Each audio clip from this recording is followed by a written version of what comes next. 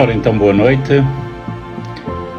Tal como é costume, vou dar 2 minutos para que as pessoas entrem.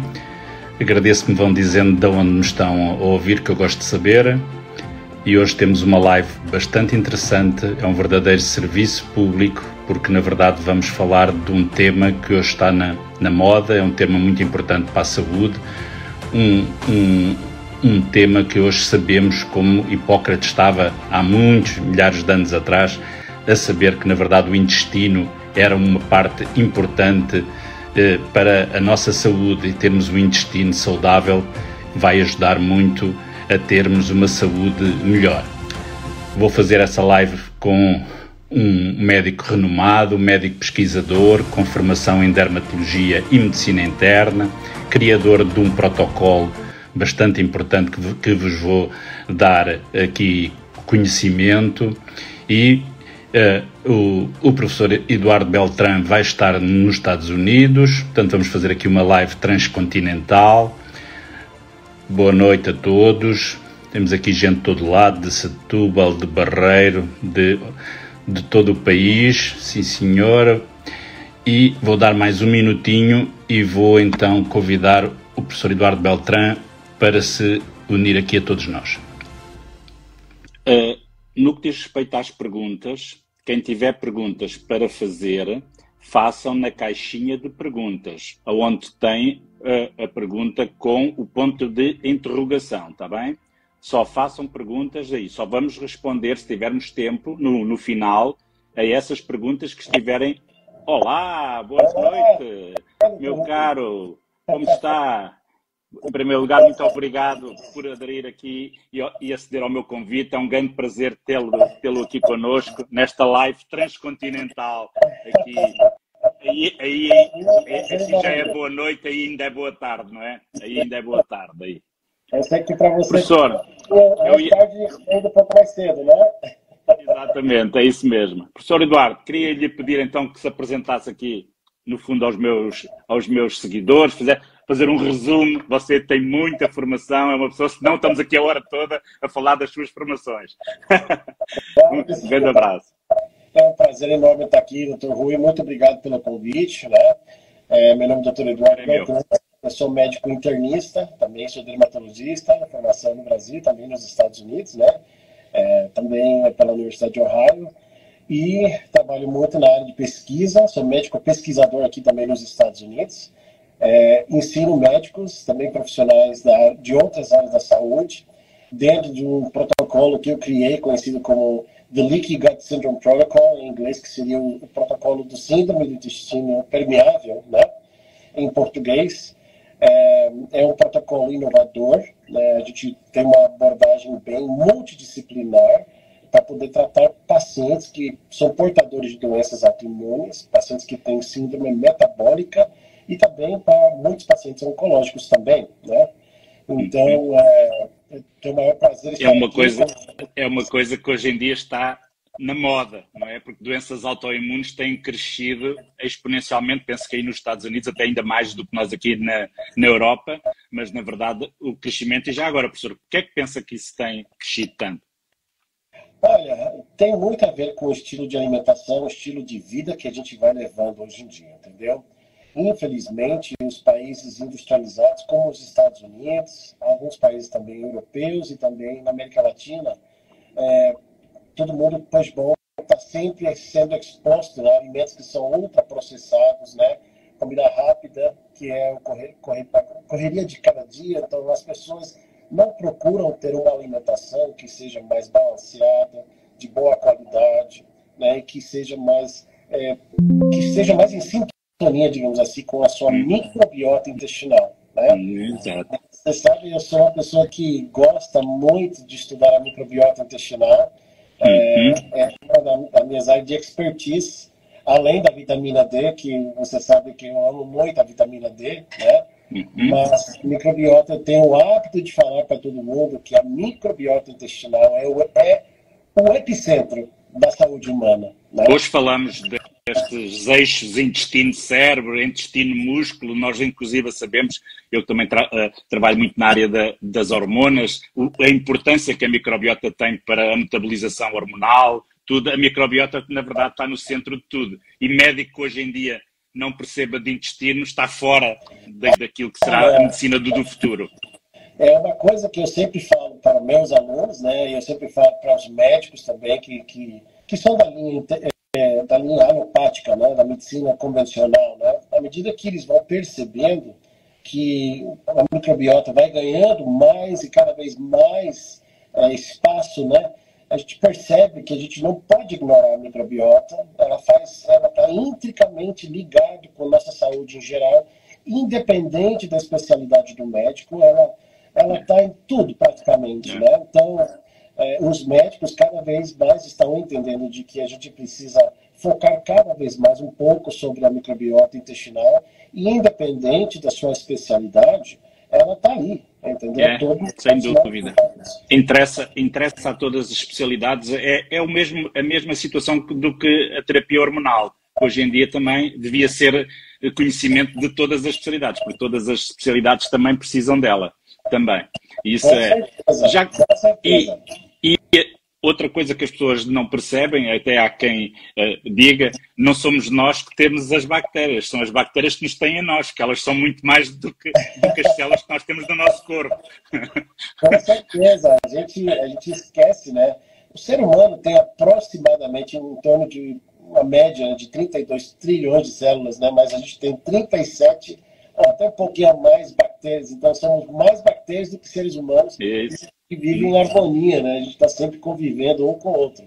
E quando a gente tem esse desequilíbrio, aí é onde que começam a surgir os problemas, né? Exato.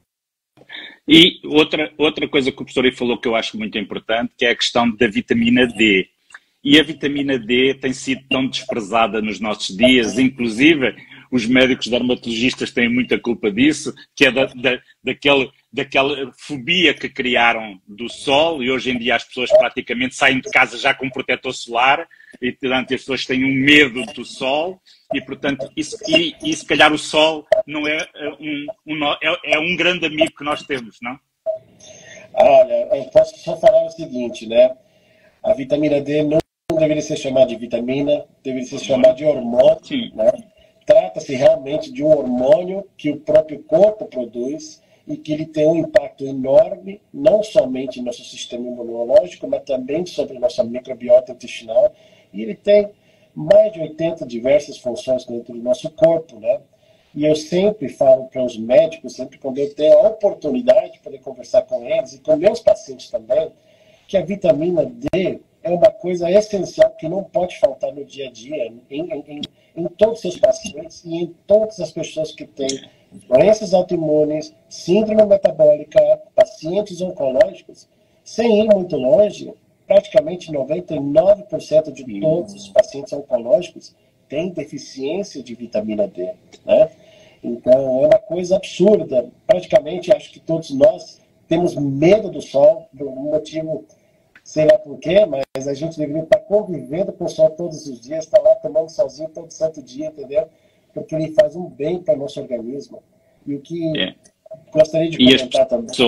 E as pessoas têm que perder o medo do sol, por um lado. Claro que não é estar um dia inteiro ao sol, é óbvio que isso não é bom, mas tem que, na verdade, se colocarem meia hora, 45 minutos ao sol todos os dias, é um bem que fazem para a sua saúde.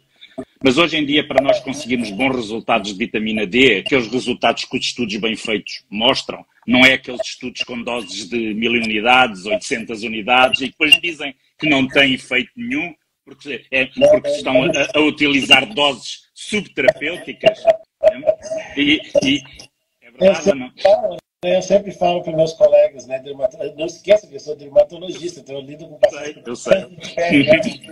A maioria dos meus colegas vão estar lá falando, olha, use bloqueador solar, entendeu? E enquanto eu vou estar indo na direção contrária, olha, você tem que estar no sol, entendeu? E os nossos países, tanto o Brasil como Portugal, as pessoas pensam por termos muito sol que não precisamos de fazer suplementação. Nós temos alguns estudos feitos cá em Portugal em que 90% da população está deficiente de vitamina D. E nós ainda por cima temos polimorfismos genéticos no receptor da vitamina D no dobro daquilo que na Europa tem. Portanto, eu posso lhe dizer, eu não tenho paciente nenhum que não faça vitamina D. Nenhum.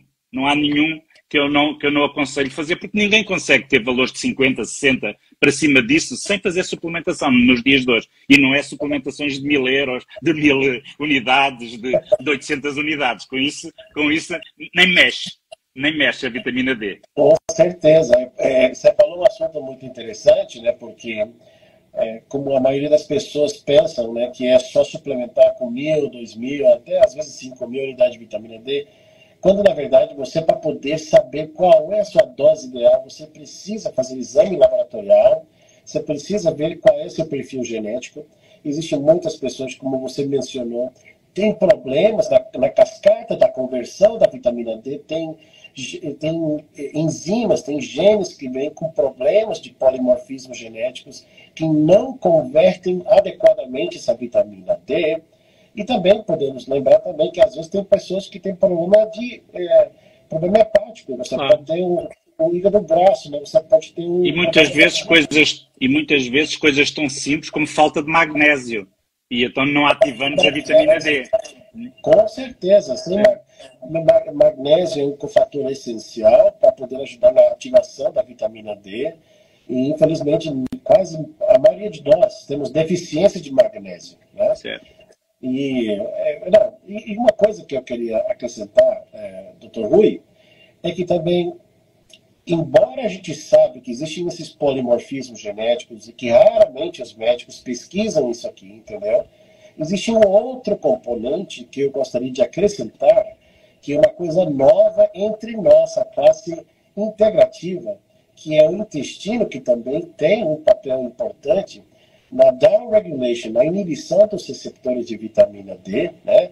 E não esqueçamos que praticamente 80% do nosso sistema imunológico está localizado aonde? No tubo digestivo. Então, se um paciente tem hiperpermeabilidade intestinal, ele vai ter uma endotoxemia maior. Essas endotoxinas, que são provenientes da microbiota intestinal, vão passar para dentro e interagir com o teu sistema imunológico, e aí, de uma certa forma, vai fazer um downregulation, vai inibir os receptores de vitamina D, e mesmo que a pessoa esteja tomando vitamina D, esses receptores não vão estar ali para poder se acoplar com o metabólito, entendeu? E o receptor não vai ter essa ligação, né, entre metabólito, calcitriol, versus o receptor para a própria vitamina D. Daí a importância de melhorar a microbiota intestinal para reduzir a hiperpermeabilidade intestinal e permitir que essas células imunológicas que estão ali possam novamente expressar seu receptor de vitamina D, e aí sim, permitir que a vitamina D possa ir se acoplar com o seu receptor. E nós fizemos um trabalho muito inovador, publicamos isso na revista dos estudos, da Targeted Medicine, né, com outro colega aí, o Dr. Fabiano Guimarães, né? E realmente isso é uma coisa que a gente precisa trazer à tona, porque não se trata somente de dar vitamina D, mas também se trata de modular a microbiota, que é um dos pilares do protocolo LGS. Certo. Na verdade, a vitamina D tem tantas ações no nosso corpo e é tão variável. As pessoas não querem, toda a gente está sempre à espera de guidelines e de protocolos, mas nós temos que acabar com isso na medicina das guidelines e protocolos, porque nós, na verdade, somos todos diferentes uns dos outros. Aquilo que é uma dose boa para uma pessoa maior. E na verdade, aquilo que eu vejo na minha prática diária é as pessoas a fazer doses muito baixas e com valores de vitamina D de 20, 22, 25, 30, aqueles que apanham algum sol, e portanto, mas nessas doses nós na verdade não temos as principais vantagens da vitamina D. E não podemos esquecer que a vitamina D também há outros fatores que interferem também nela, até a cor da pele, o sexo, tudo isso tem interferência com a absorção da vitamina D, não é? Portanto, há tanto fator que interfere com a vitamina D e eu vejo as pessoas tão preocupadas Isso acontece muitas das vezes, colegas muito preocupados porque os meus pacientes têm vitaminas D de 90, 95, estão intoxicados. É uma coisa que eu nunca vi na vida, já estou velhote e nunca vi na vida uma intoxicação de vitamina D. Espero não ver até o final da minha prática clínica, mas fico admirado como é que as pessoas veem tantas intoxicações de coisas que eu utilizo altas doses de vitamina D e nunca vi nenhuma. Não sei se o professor já viu alguma. É extremamente raro. Olha, se você for pegar a literatura médica, né, sobre vitamina D... Há um caso reportado. É raro, é raríssimo. Está escrito ali, intoxicação por vitamina D, raro. Mas você vai lá e pega intoxicação por paracetamol, Tylenol, acetaminofén... Sim. Isso eu já vi. De caso, né? Sim. E isso as pessoas não têm medo nenhum de dar às crianças, aos bebés, a tudo. Mas a vitamina D é que, na verdade, faz mal às pessoas. E hoje em dia, estas guidelines, hoje em dia, da Sociedade por exemplo, de Endocrinologia, da Sociedade Europeia, que nem é preciso, não se deve dosear, que se deve dar 800 unidades nas pessoas com mais de 65 anos e pronto, e está feito. Eu não consigo entender como é que nós chegamos a isto, sinceramente. Só se queremos que as pessoas fiquem doentes. Se for esse o objetivo, tudo bem. Então estamos a conseguir. O problema, eu acho, Dr. Rui, é que esses guidelines, eles utilizam muito uma média populacional e a gente não pode jamais utilizar média populacional. Você tem que ir de acordo com o perfil metabólico de cada indivíduo, né? Quando você quer dosar uma medicação ou qualquer suplemento, você tem que utilizar justamente os parâmetros individuais de cada pessoa, né? Então, para mim, esses guidelines, infelizmente, estão obsoletos. Obsoletos, né? Mesmo, sim. Muito bem, vamos deixar a vitamina D, que penso que estamos mais do que de acordo que é essencial. E que altas doses de vitamina D, em algumas pessoas são necessárias, especialmente naquelas que têm doenças autoimunes e que, portanto, precisam de fazer doses muito maiores. Vamos falar, então, um bocadinho da microbiota intestinal. E eu penso que utiliza muito um exame que é o GIMAP, que eu também utilizo. E o que é que qual é que foi o acrescento que esse exame trouxe e o que é que podemos tirar de informação para fazermos um tratamento correto de muitas doenças do intestino? Claro, o GIMAP, para quem não sabe, é um exame da microbiota intestinal que é, eu diria, um dos melhores exames que existem ali no mercado, né? É um exame que avalia, né, o microbioma. Ele avalia o microbioma de uma maneira bem pontual, olhando certos patógenos, certos micro-organismos que convivem dentro da nossa flora, dentro do nosso intestino, né? E quando eu falo de microbioma, para ser o espectador que está assistindo aí, ele precisa entender que o microbioma está constituído por bactérias, tanto gram-positivas, gram-negativas, por arquibactérias, arqueias, que são bactérias antigas, bem primitivas, está constituído por parasitas. Sim, nós temos parasitas dentro da gente, entendeu? Nós temos também fungos, né? E também temos vírus, vários vírus que estão convivendo. A gente tem essas coisas dentro da gente, entendeu? Nós não somos seres ascéticos, nós temos todo o mundo, o universo dentro da gente. E esse exame do GIMAP, ele realmente foi feito com a finalidade de poder ver quais são os patógenos que nós temos dentro do nosso intestino. Ele mostra quais são as bactérias oportunísticas, quais são as bactérias boas que nós temos dentro do nosso intestino, conhecido como bactérias comensais, né?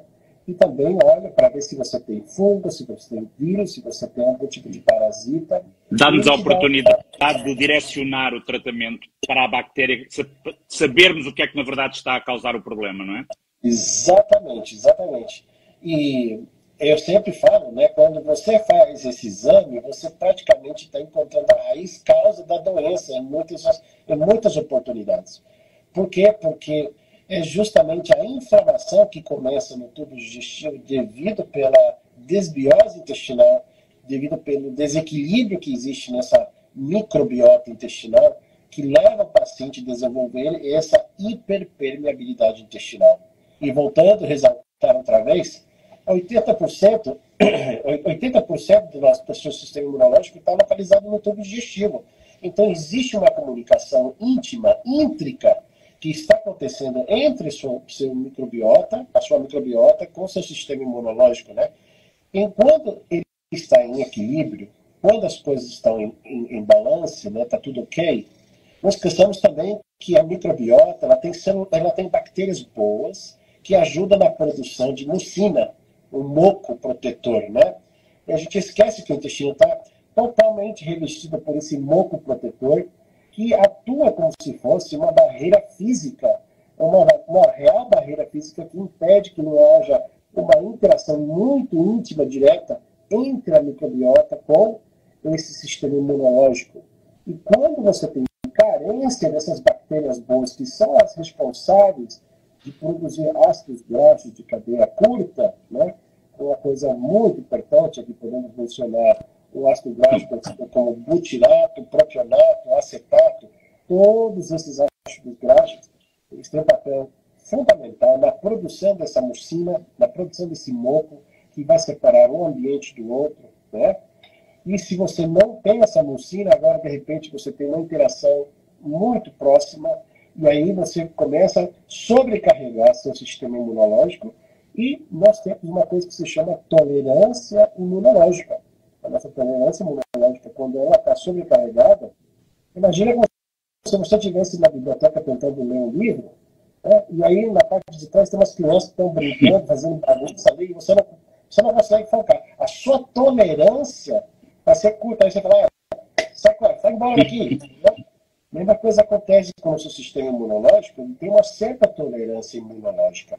E se você sobrecarrega essa tolerância imunológica, vai chegar uma hora que o teu sistema imunológico ele vai disparar, e vai começar a produzir anticorpos.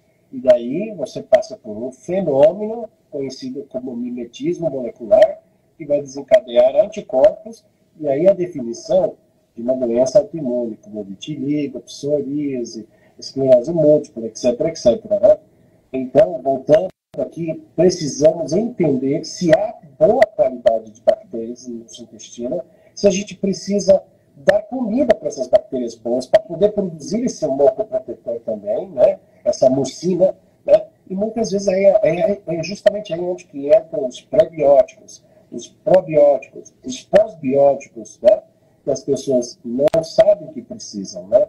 E às vezes, por exemplo, você pode ter ido no médico, sei lá, vamos imaginar que você teve uma faringite da vida, ou uma amigdalite, aí você foi lá no seu médico, o médico prescreveu um antibiótico para você, aí você tomou um antibiótico, sarou da infecção que você tinha na garganta, e ficou mal do intestino.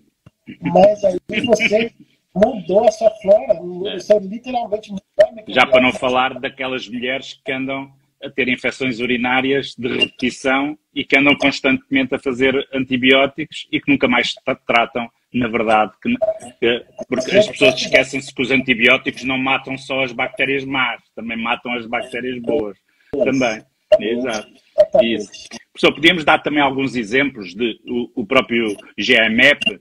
Ele também tem algumas substâncias que, conforme estejam mais elevadas ou mais reduzidas, tipo a glucuronidase, a elastase pancreática, etc., isso também nos pode levar a dar informação de algumas doenças também e também direcionar o tratamento. Correto? Exatamente. Como você falou, Dr. Rui, né, o GI-MAP ele também te dá marcadores de saúde intestinal, né, que são extremamente importantes. Ele vai dizer para você se tem sangue oculto nas fezes, ele vai dizer para você se você tem uma deficiência de algumas enzimas pancreáticas, como a elastase. Ele vai dizer para você se você tem uma carência ou aumento da imunoglobulina A secretora, se você tem uma deficiência da imunoglobulina A secretora. Isso muitas vezes está associado com infecções desbióticas do intestino e também, por incrível que pareça, com deficiência de vitamina D.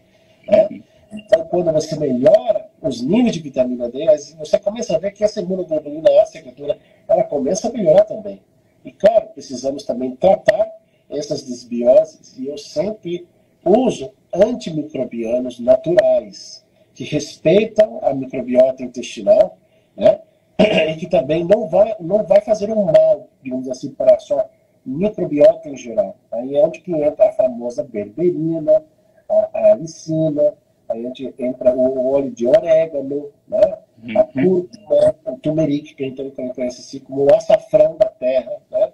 Então, todos esses, eu uso mais de 200 tipos de antimicrobianos naturais, que são herbáceos, e ajudam, né, literalmente, melhorar a nossa microbiota intestinal, e que, se você para pensar, são condimentos, muitas vezes, que a gente coloca na nossa comida. É comida, né? São coisas que a gente está colocando na nossa comida, né? Então, você pode melhorar a sua microbiota intestinal em questão de dias. Em questão de dias, se você entra e faz uma dieta anti-inflamatória, que tem muitas dietas anti-inflamatórias que eu utilizo, né? De acordo ao perfil da microbiota do seu paciente, né? Porque tem cada dieta é indicada de acordo ao perfil e o problema que o paciente tem, né? Por exemplo, eu gosto muito de utilizar uma dieta anti-inflamatória livre de lectinas, né? Aqui entra o glúten, por exemplo. O glúten que nós temos aqui nos Estados Unidos, ou no Brasil, ele é transgênico. Ele foi geneticamente... Cá também. Né? Então, você termina introduzindo uma coisa que se conhece ser inflamatória, aumenta a permeabilidade do intestino. Não esqueçamos que no nosso intestino tem uma camada de células conhecidas como enterócitos no intestino delgado e colonócitos no intestino grosso, e que elas estão grudadinhas um do lado da outra, graças à presença de uma proteína em inglês conhecida como tight junction, junções estreitas. E se você consome, por exemplo, glúten em grandes quantidades, e o glúten, por exemplo, o trigo que a gente tem aqui nos Estados Unidos, ele tem muito glúten, praticamente quase 400 vezes mais do que aquele trigo ancestral que nós tínhamos ali, entendeu? Lá da Europa, né? Há mais de 2.000 anos atrás. E aí o que acontece? Essa gliadina, que é uma lectina que pertence ao glúten, ele aumenta a expressão da zonulina, que também é um marcador de saúde intestinal no próprio GI-MAP. A importância do GI-MAP, tá vendo? Então, se você vê que a zonulina está sendo elevada, é porque o paciente tem hiperpermeabilidade intestinal. Essa zonulina, ela vai e ela quebra aquela união entre os enterócitos, quebrando aquela junção estreita. E se você aumenta essa junção estreita, ela aumenta a permeabilidade intestinal, você vai passar a... Isso, professor, que você está a dizer é muito importante, até porque muitas pessoas têm a ideia, isto já vem de há muitos anos atrás, da medicina tradicional, que as pessoas pensam que quando têm algum problema de intestino, o que têm que comer é muitas fibras, têm que comer muitos vegetais, abandonar a carne, que é muito anti-inflamatória, etc. E isto hoje em dia, quando nós fazemos uma terapêutica com essa, eu também tenho essa experiência, quando tiramos as lectinas, as pessoas melhoram bastante, ficam nas doenças de Crohn, nas colites ulcerosas, e quanto menos fibras tiverem, melhor vão ficar.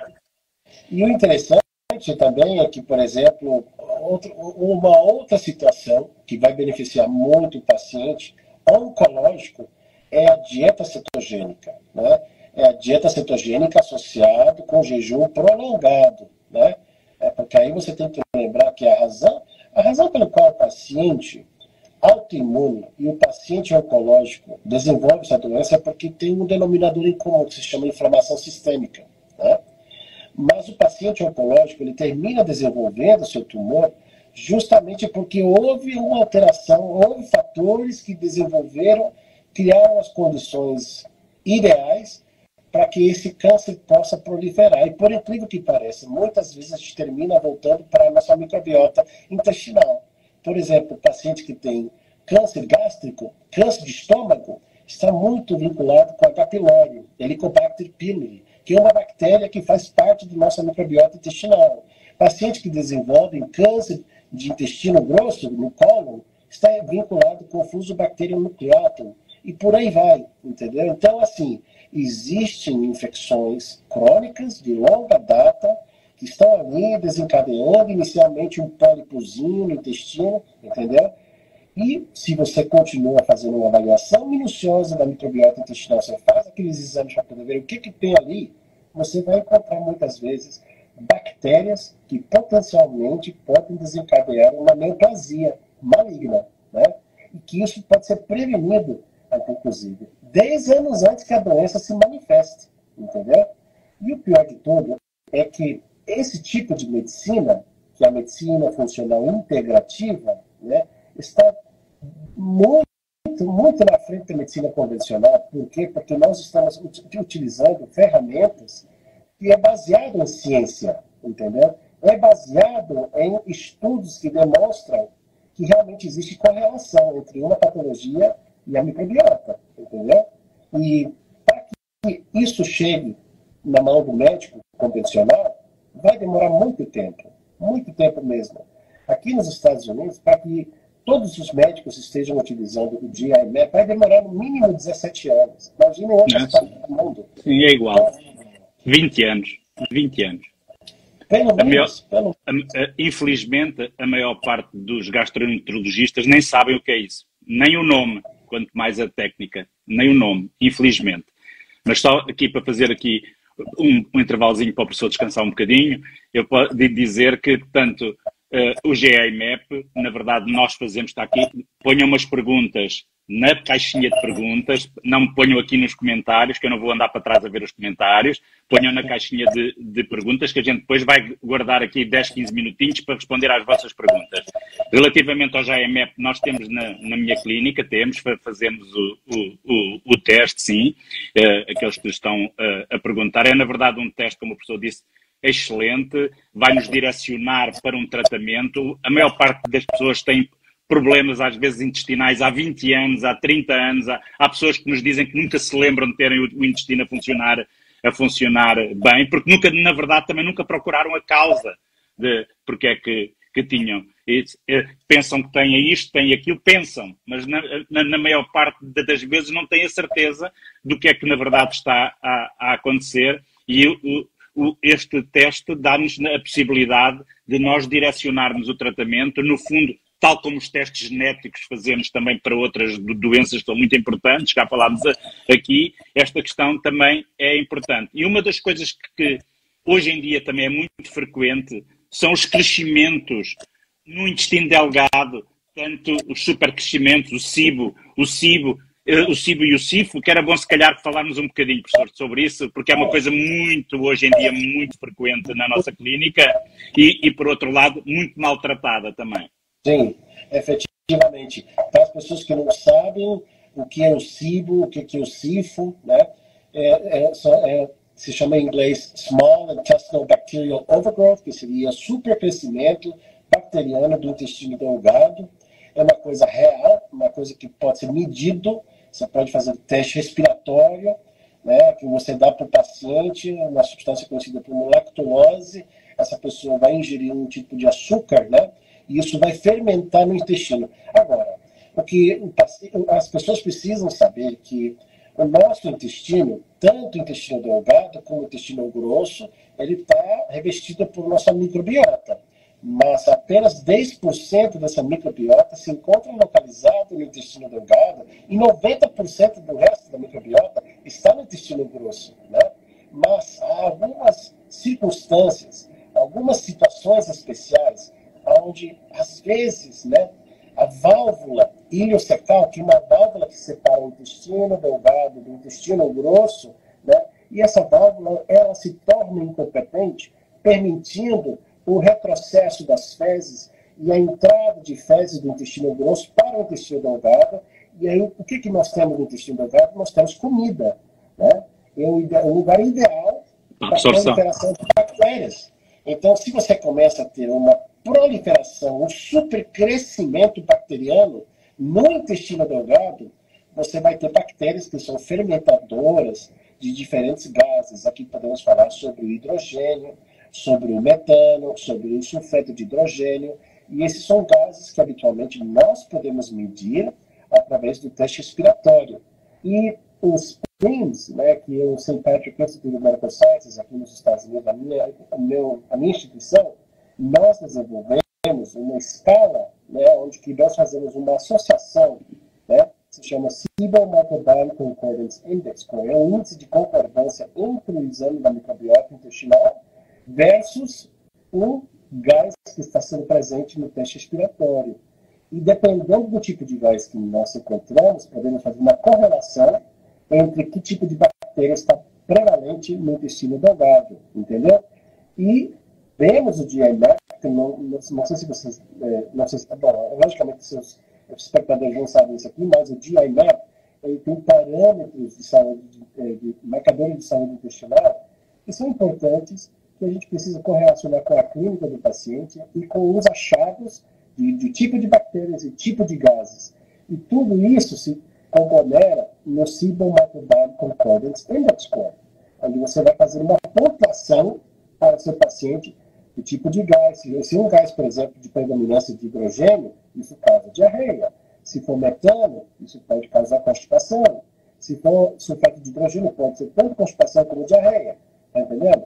Então, quando a gente pergunta para o nosso paciente e ele fala, doutor, eu tenho muito problema de gases, ou eu tenho muito diarreia, ou eu tenho dificuldade para poder ir no banheiro cada 2, 3 dias, ali existe uma desbiose. E provavelmente esse paciente tenha SIBO. Agora, se não for de origem bacteriana, né, e é de origem fúngico, se trata de SIFO, que seria supercrescimento, né, Small Intestinal Fungal Overgrowth, que em português seria supercrescimento fúngico do intestino delgado. E muitas vezes encontramos pacientes com infecções fúngicas, como a Candida albicans, por exemplo, que é um fungo que com certeza pode causar muita inflamação intestinal. E também ambas situações, tanto o SIBO como o SIFO, cara, com certeza também são portas de entrada para doenças autoimunes também. E é por isso que a gente, para poder avaliar nosso paciente, não somente fazemos o GI-MAP, mas devemos também avaliar, fazer o teste respiratório, né, do nosso paciente e ver qual é o melhor tratamento que vai ser de acordo ao perfil que nós encontramos nesse paciente. Né? E aí é onde que entra novamente, né, nossos antibióticos naturais, né, como a berberina, a alicina, o de orégano, né? Tudo isso aqui, por incrível que pareça, trata esses pacientes. E muitas vezes, o que acontece, quando você começa a tratar um paciente que tem essa condição, ele pode desencadear uma coisa que nós chamamos de reação de Herxheimer. Né? E é uma reação, assim, parece que o paciente está ficando pior, está mais doente ainda. Né? Eu já tive paciente que tinha psoríase e comecei a tratar com berberina, óleo de orégano e curcumina. E o paciente liga para mim e fala, doutor Eduardo, minha psoríase está ficando pior. Meu Deus, o que eu faço? Eu falo, peraí, vamos reduzir a dose dos antibióticos naturais, vamos dar para você carvão ativado, que é o protetor, né, que vai permitir que essa mucosa gástrica, essa mucosa intestinal não seja tão permeável, né, e aí reduzir a carga, né, reduzir a carga de endotoxinas, micotoxinas que potencialmente possam estar interagindo com o teu sistema imunológico. Então, é importante a gente falar isso para o paciente, porque muitas vezes o paciente está fazendo tratamento e começa a passar mal e acha de que o tratamento não está dando certo. Mas, na verdade, está dando certo, entendeu? É isso que você deveria esperar do tratamento algumas vezes. Não acontece em todo mundo, mas acontece, entendeu? E daí a importância da gente ter que ser claro com o nosso paciente, esclarecer, dizer que essas coisas podem acontecer potencialmente, dessa forma o paciente consegue se preparar e estar ciente e preparado emocionalmente para um possível evento lá na frente, entendeu? Certo. Muito bem, vou ver aqui, estamos a 20 minutos, vou ver aqui as perguntas, então, o que é que eu tenho aqui? Aqui uma ouvinte está-nos a perguntar se SIBO ou SIFO pode causar uma ileite, com marcadores inflamatórios negativos, um diagnóstico de Crohn. Isto é um diagnóstico de Crohn. Doença de Crohn, com certeza. Eu já tenho muitos pacientes que têm doença de Crohn em remissão, graças a Deus, né? E que tinham SIBO, né? E, claro, como é que você descobre isso? Você tem que fazer o GI-MAP, você tem que fazer também o teste respiratório, aí você descobre que o paciente tem. Aí você tem que tratar. E a primeira coisa que eu sempre falo para os meus pacientes é o seguinte, você tem que mudar a sua alimentação. É o primeiro passo. Claro. O primeiro passo é mudar. Temos que evitar aquilo que nos faz mal. Claro.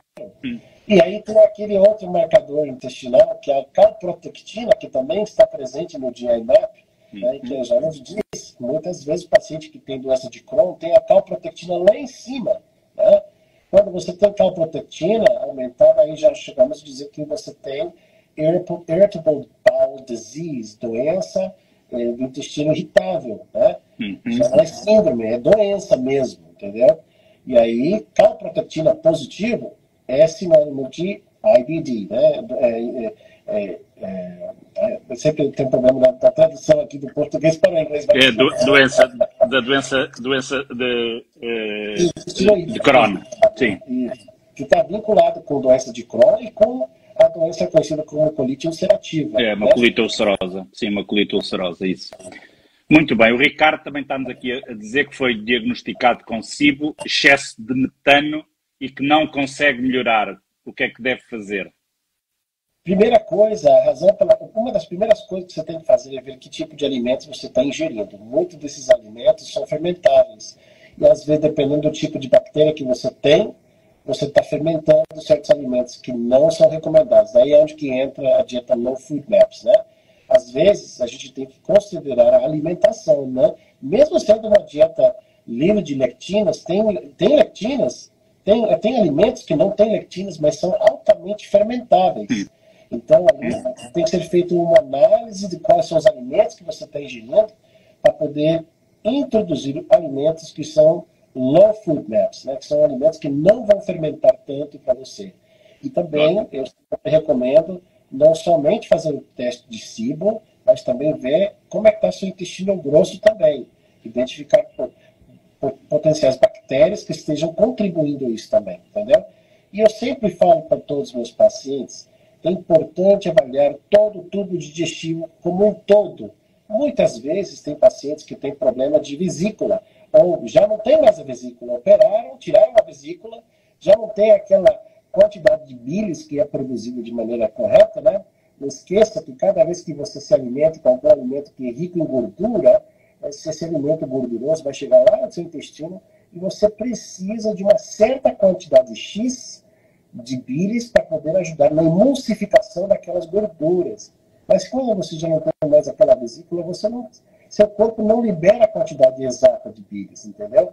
Então, os sais biliares, ou o líquido biliar que tem ali, ele também tem um efeito antibiótico protetor para o seu intestino, entendeu? E o pior de tudo, que cada vez que a pessoa chega lá e o cirurgião geral fala, tem que tirar a vesícula, vamos arrancar porque está causando muita dor, tudo bem, eu entendo. Mas depois do momento que o paciente for retirar essa vesícula, ele necessariamente precisa fazer uso de sais biliares e enzimas digestivas para o resto da vida. Sem dúvida. E eu cansei de ver pacientes chegar no consultório, ou pelo menos ver aqui, pacientes que chegam e nunca estão tomando sais biliares. De verdade. Né? Cai é igual. Mesma coisa. Sim. Ora, temos aqui também um senhor a perguntar se este teste respiratório existe em Portugal. Sim, existe, claro, sim. Fazemos o teste de SIBO e o GI-MAP também fazemos lá na clínica. Portanto, é possível fazer cá em Portugal isto que o professor está entrado aqui a conversar. Outra pergunta, qual a relação do intestino com a doença celíaca e com a infertilidade? Olha, isso está muito vinculado, né? Porque a doença celíaca, como a gente já sabe, são pessoas que não podem consumir glúten, infelizmente. Produzem anticorpos, né? Justamente a molécula da gliadina, e aí você começa a atacar o próprio tubo digestivo, né? Até, inclusive, muitos pacientes que eu conheço que têm doença celíaca, às vezes chegam no consultório com uma dermatite herpetiforme, né? O que aparentemente parece ser uma doença herpética, né? Mas, na verdade, é doença celíaca. Então, a pele é como se fosse um espelho do que está acontecendo no intestino, né? E o que eu sempre digo para os pacientes, olha, aqui você tem que mudar sua alimentação. Infelizmente, glúten é um vilão para você. Você não pode consumir mais ele na sua vida, entendeu? Por quê? Porque você nasceu com essa predisposição genética, entendeu? Então, o primeiro passo para você é largar o glúten para o resto da sua vida. Se você quer ter uma vida saudável, largue o glúten. O glúten também é um indutor inflamatório, pode causar, inclusive, em certas pessoas, infertilidade. A mesma coisa com a soja, entendeu? Ele pode causar infertilidade. E também precisa investigar outras coisas ali que estejam acontecendo, porque se uma pessoa tem inflamação sistêmica, né, precisa se investigar quais são os gatilhos, né, que estejam fomentando isso aí. Muitas vezes precisa ser feita uma avaliação minuciosa de todo o trato geniturinário, ginecológico da mulher, entendeu? Por quê? Porque pode ter um problema nas trompas, pode ter um problema no útero, pode ter endometriose. Precisa investigar. Cada caso precisa ser avaliado de maneira minuciosa. Mas, com certeza, a alimentação tem um papel fundamental nisso aí. Por quê? Porque a comida ela pode ser benéfica ou ela pode se tornar maléfica. E se há muita inflamação, muita desbiose, só para você ter uma ideia, um dos marcadores do GI-MAP, novamente voltando a falar do GI-MAP, um dos marcadores de saúde intestinal é uma enzima que se chama beta-glucuronidase, entendeu? A beta-glucuronidase, quando ela está aumentada, ela significa que você tem uma bactéria dentro do seu intestino que está simulando, está produzindo a mesma enzima que seu fígado produz para poder eliminar as toxinas. Então, se você está produzindo essa enzima para poder ajudar a eliminar um excesso de hormônios, né, ou de toxinas pela via digestiva, e há essa bactéria que também está produzindo a mesma toxina, a mesma enzima, aí você tem um problema onde que você pega aquele hormônio, aquela toxina e volta a colocar ela dentro da circulação sistêmica. Então, há um ciclo vicioso. E a beta-glucuronidase justamente está aí para isso, para poder detectar se você tem bactérias patogênicas que estão causando, às vezes, predominância estrogênica nas mulheres. Olha a importância do GI-MAP, né? Eu sempre falo, né? Se você quer uma avaliação minuciosa, olha para a sua microbiota intestinal. Aí você vai encontrar muitas respostas e precisa-se sempre fazer um exame com um profissional que entenda o que realmente está vendo aí, né? Não adianta só fazer o exame e ir para qualquer profissional. Você tem que trabalhar com um profissional que realmente entende o que está acontecendo ali, né? Sem dúvida. Ora, muito bem, temos aqui mais uma pergunta. Vitamina D mais K, qual o melhor horário para tomar? Claro que o melhor horário para tomar, a vitamina D é uma vitamina lipossolúvel e, portanto, precisa de gordura para ser absorvido. Logo, o melhor horário é depois das refeições. Ok? Depois das refeições é que devemos fazer a vitamina D e a K. Outra pergunta, professor, que é quais as causas das hemorroidas? Existem múltiplas causas, né? Às vezes, um paciente que chega lá no consultório com problema de hemorroidas, ele pode ter hipertensão portal, né? Ele pode ter um problema no fígado, ele pode ter cirrose hepática, ele pode ter gordura no fígado, entendeu? E aí você tem as veias hemorroidais, que são derivativos, né, lá do sistema portal, que pode aumentar a pressão dentro dessas veias, né, levando o paciente a poder desenvolver hemorroidas, né? Essa aí é uma das causas. Outra causa, o paciente pode ter problema de constipação crônica, entendeu? Onde o paciente está lá, sem poder ir no banheiro durante vários dias, aí a pressão intraabdominal, intraluminal do intestino grosso aumenta cada vez que você vai no banheiro e você termina machucando essas veias que você tem ali, e aí às vezes você vai no banheiro e sangra um pouco também, entendeu? E muitas vezes essa constipação é devida por um problema da microbiota intestinal, entendeu? Voltando de novo aí, da importância de fazer o GI-MAP, para poder ver o que está acontecendo na sua microbiota. E olha que interessante que eu vou falar aqui para você. Se você é um paciente que você foi medicado com algum tipo de antibiótico, seja qual for a causa, um problema de uma gripe, pode ter sido uma infecção urinária, pode ter sido qualquer causa, e foi prescrito um antibiótico, muitas vezes esses antibióticos vão matar bactérias boas que nós temos no nosso intestino, que produzem aqueles ácidos graxos de cadeia curta que eu mencionei, entre ele o butirato, o acetato e o propionato. O propionato é um ácido graxo importante no peristaltismo do intestino. E se você tem carência dessa bactéria e não está produzindo quantidade suficiente de propionato, você vai desenvolver dificuldade de movimentar aquele trânsito intestinal. Isso leva o paciente a desenvolver constipação. Para você ver que interessante. Ou, às vezes, você pode ter um supercrescimento de uma determinada bactéria, conhecida como arquibactéria, que são metanogênicas, né? né? Aí você tem essas arquibactérias que produzem metano, é isso que quer dizer. E esse metano, por incrível que pareça, se você tem muito metano sendo acumulado no intestino, o metano ele tem um efeito inibitório na contração do peristaltismo intestinal, o qual pode levar à constipação. E é por isso que os pacientes que têm problema de supercrescimento, em outras palavras, chama IMO em inglês, né? Intestinal Methanogenic Overgrowth, supercrescimento do intestino de bactérias metanogênicas, né? Se você tem IMO, então precisamos identificar quais são essas bactérias e como tratá-las. Então, muitas vezes, também outra causa de que pode levar a isso é falta de fibra na alimentação. A pessoa não bebe água, que é muito comum, a gente esquece de tomar água, a gente prefere tomar um cafezinho no lugar da água, né?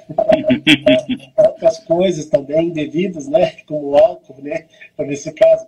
Mas então, assim, o que acontece? Se você não hidrata bem, né? O seu intestino, você vai terminar formando fezes endurecidas, entendeu? E também fibra. E eu sempre falo para os meus pacientes que a fibra, ela é importante. Por quê? Porque ela vai permitir que as bactérias boas, preferencialmente, possam sobreviver naquele ambiente.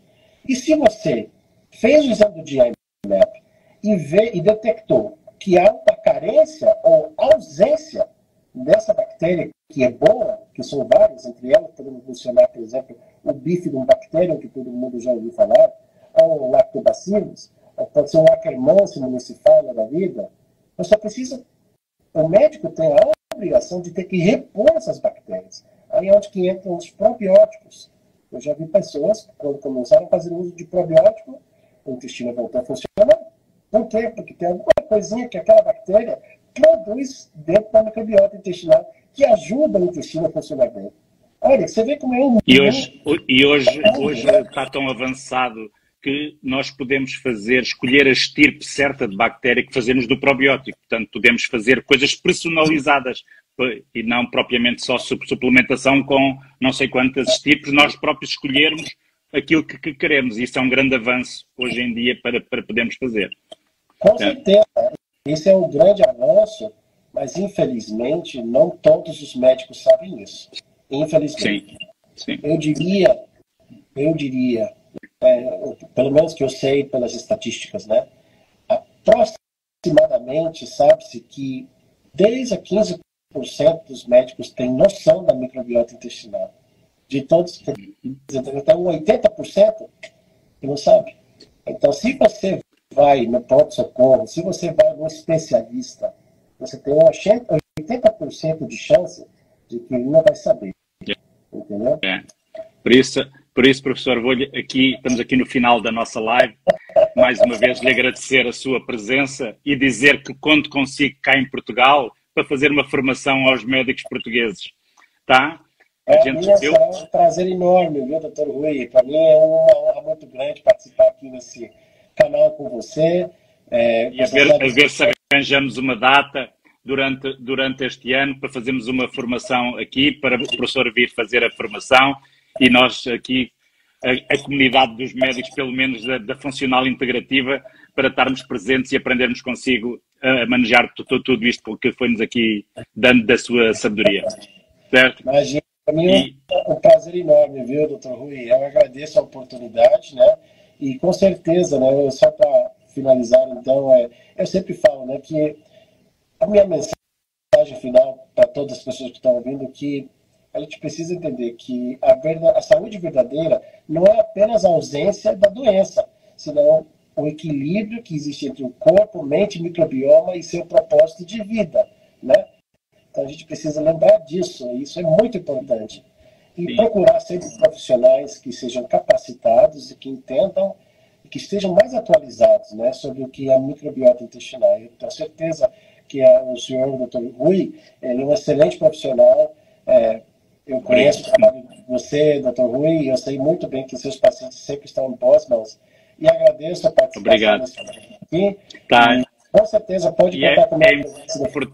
É importante, na verdade, hoje em dia temos que fazer uma medicina preventiva, porque na verdade se continuarmos com esta medicina curativa não vai haver dinheiro que vá pagar, não vai haver país que aguente o crescimento da despesa com tudo, esta medicina curativa. Portanto, nós temos que ensinar as pessoas, na verdade, a ter mais saúde para, na verdade, não precisarem de tanto medicamento, de tanta técnica, de tanta coisa que, na verdade, no final da vida as pessoas precisam, gastam.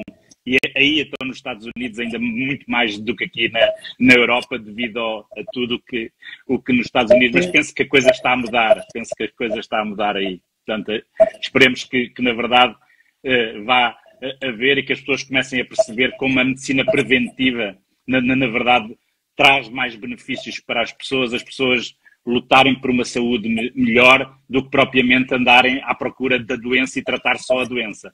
Com certeza. Eu sempre falo, né, que você não é refém do seu diagnóstico. Há caminhos de recuperação quando a gente entende a raiz do problema, a raiz do adoecimento, né? E quando a gente resolve decidir em querer reconectar com os pilares fundamentais da vida, né? Que é nutrição, é luz solar, é bom sono, é movimento, é espiritualidade, sobretudo, amor na vida da gente. Entendeu? E exercício físico. E exercício físico regular também. Que é ótimo. Isso. Professora, muito obrigado. E, olha, o resto de um bom fim de semana para si. Tudo de bom, tá? E espero cá por si brevemente, tá? Muito obrigado. Obrigado, gente. Fique com Deus. Tchau, tchau. Obrigado. Então, muito obrigado a todos. Terminamos hoje aqui então a nossa live.